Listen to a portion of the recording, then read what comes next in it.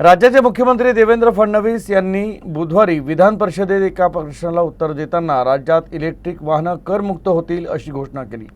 सध्या आम्ही 30 लाख रुपयापर्यंतच्या ईव्ही वाहनांवर कोणताही कर आकारत नाही, मात्र त्यावरील वाहनांवर 6% नाममात्र कर आकारला जातो, पण आता तो कर काढून टाकण्यात आला आहे असंही ते म्हणाले।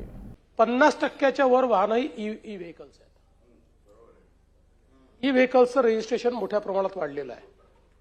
2030 सालापर्यंत प्रयत्नपूर्वक जर आपण नवीन वाहनं 80-90% ई व्हेकल असतील अशी परिस्थिती आणू शकलो, आणि म्हणूनच आपण पॉलिसी देखील ई व्हेकल करता केलेली आहे।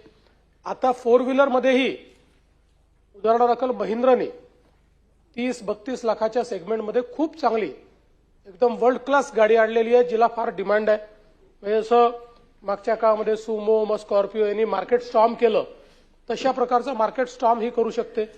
त्यामुळे प्रयत्न करून या सगळ्या गाड्या जर ईव्हीवर जास्तीत जास्त गेल्या, आज दादांनी सांगितलं ते खरं आहे, सर्वाधिक प्रदूषण गाड्यांनी होत आहे, आणि म्हणून पब्लिक ट्रान्सपोर्ट पूर्ण ईव्हीवर आणि प्रायव्हेट ट्रान्सपोर्ट ईव्हीवर।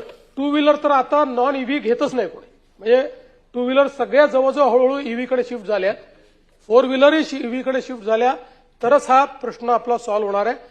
आणि त्या दृष्टीने राज्यांनी अनेक योजना देखील तयार केलेल्या आहेत।